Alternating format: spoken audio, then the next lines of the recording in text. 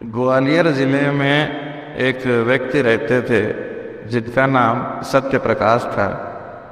सरकारी स्कूल में टीचर थे और भगवान में बड़ी भक्ति रखते थे, बड़ी श्रद्धा रखते थे। खासकर हनुमान जी के बड़े भक्त थे। उनके एक लड़का था, सो हनुमान जी के भक्त थे, तो लड़के का नाम जो था वो रखे थे मारुति। तो शादी के 10-12 साल बाद उनको संतान हुई थी। और लड़का जो था वो थोड़ा दिमाग मतलब मंद बुद्धि था, थोड़ा मानसिक जो संतुलन था उसका वो ठीक नहीं था।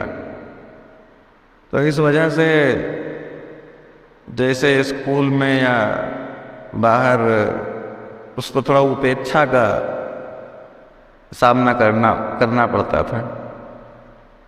इस वजह से कोई दोस्त वगैरह भी ज़्यादा उसके नहीं बनते थे। तो इससे वो थोड़ा परेशान रहता था।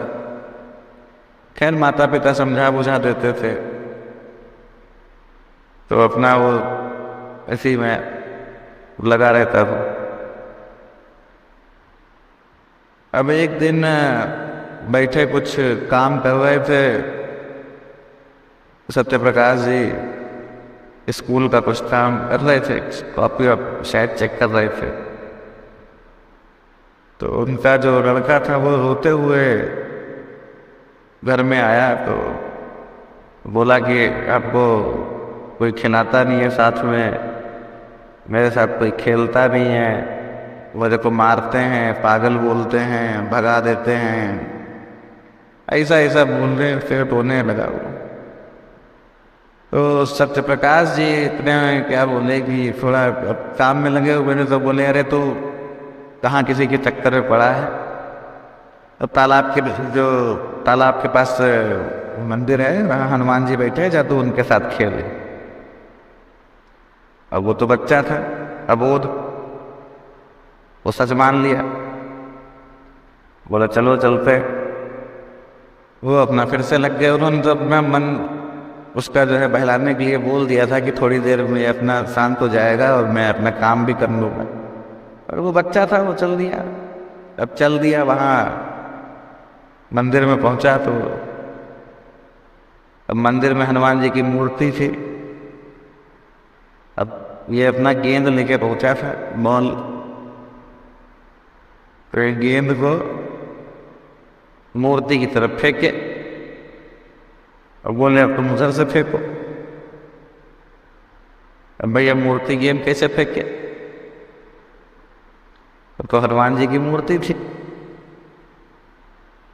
अभी 2-3 बार तो फेंका, तो झुंझला गया, बोला हमारे साथ कोई नहीं खेलता है, अब तुम भी हमारे साथ मत खेलो, तुम भी हमारी हंसी उड़ाओ, तुम भी हमें पागल बोलो। ऐसा कह के वो रोने लग गया। अब रोने लग गया तो उसकी जो करुणा थी उसके मन की, वो करुणा जो थी उसने ईश्वर को भी हिला दिया। और हनुमान जी जो थे उनको आना पड़ गया उसके साथ खेलने के लिए। उसकी उस करुणा जो रुदन था उसका, उसको सुन के हनुमान जी का भी मन जो था वो पसीज गया। और वो साक्षात उस बच्चे के सामने साक्षात रूप में आ गए थे और सर पे हाथ रख के बोले अरे तू रोता क्यों है, मैं खेलता हूं ना तेरे साथ, मेरे को थोड़ी देर हो गई आने में, उसके लिए तू मुझे माफ कर दे, चल दोनों गेंद खेलते हैं। और लड़का बड़ा खुश, बोले वाह चलो कोई तो जो है मिला खेलने के लिए।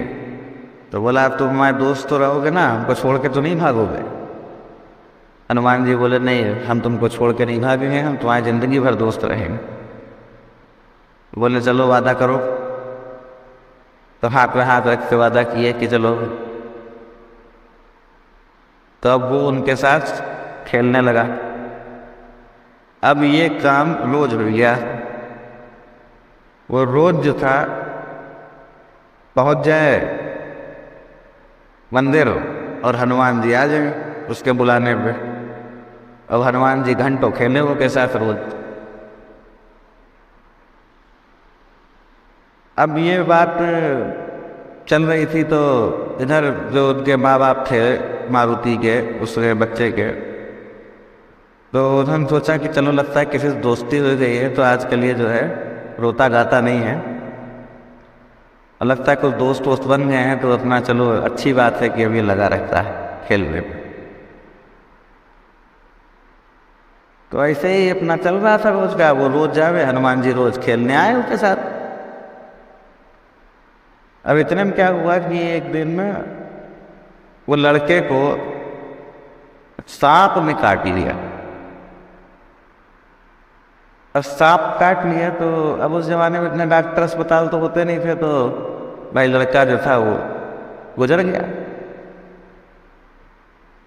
अब गुजर गया, वहां तो सब रोना पिटना मचा हुआ था कि भाई क्या करें, माँ अलग रो रही है, बाप रो रहा है, पड़ोसी हैं सांत्वना दे रहे हैं। तो इधर जो है उसका खेलने का जो टाइम था वो हो गया था। तो अब खेलने का टाइम था तो अब ये पहुंचा नहीं मंदिर, तो स्वयं हनुमान जी मंदिर से ही चल दिए। तो बालक का रूप रखे,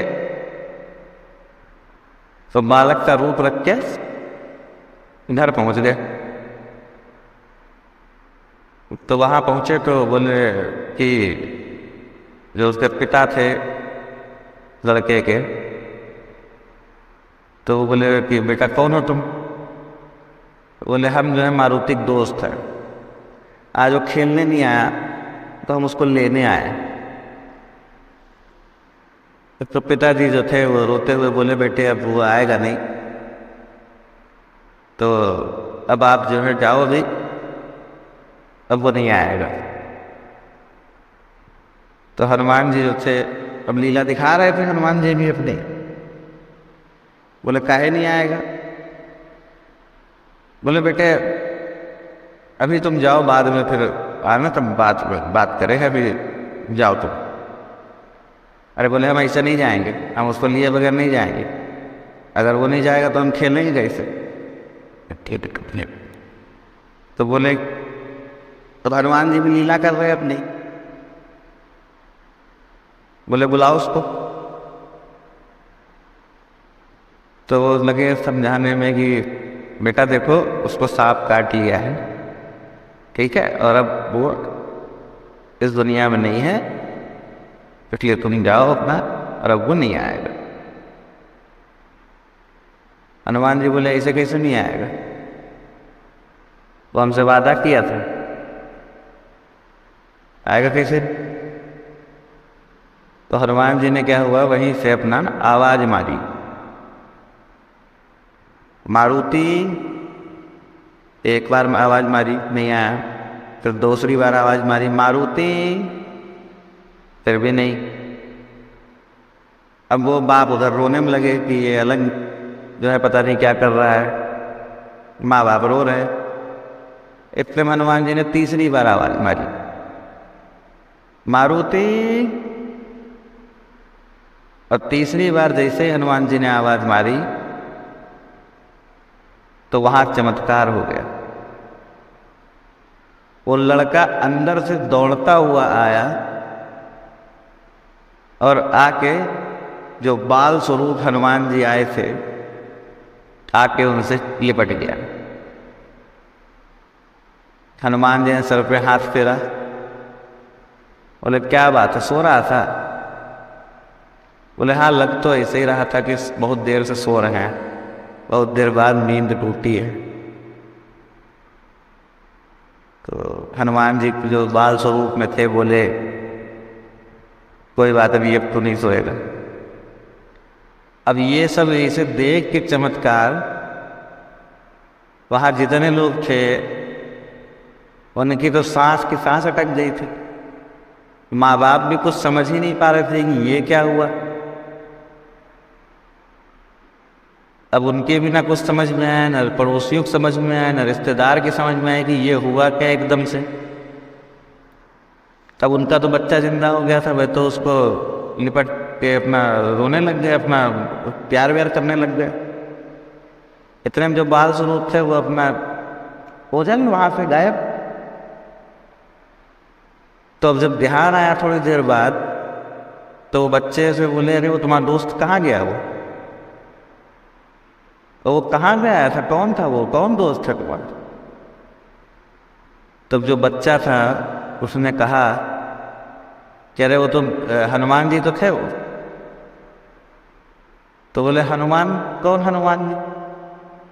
बोले वो आपने तो कहा था कि वो मंदिर में जाके उस दिन हनुमान जी के साथ खेल लो। तो वहीं गए थे तो हनुमान जी ही तो थे, वही तो खेलते थे रोज हमारे साथ। तब उनकी बात समझ में आई, टीचर थे सत्यप्रकाश जी, कि स्वयं हनुमान जी मेरे बेटे के दोस्त हैं। और जब मेरे बेटे के दोस्त स्वयं हनुमान जी हैं तो यमराज जी कहाँ से लेके जाएंगे मेरे बेटे को? जिसका दोस्त स्वयं बजरंगबली हो, जिसका मित्र, उसका कोई क्या बिगाड़ लेगा? और ये जो उसके बाद वो सही हो गया लड़का, उसका जो दिमाग था वो भी सही हो गया, सब सही हो गया।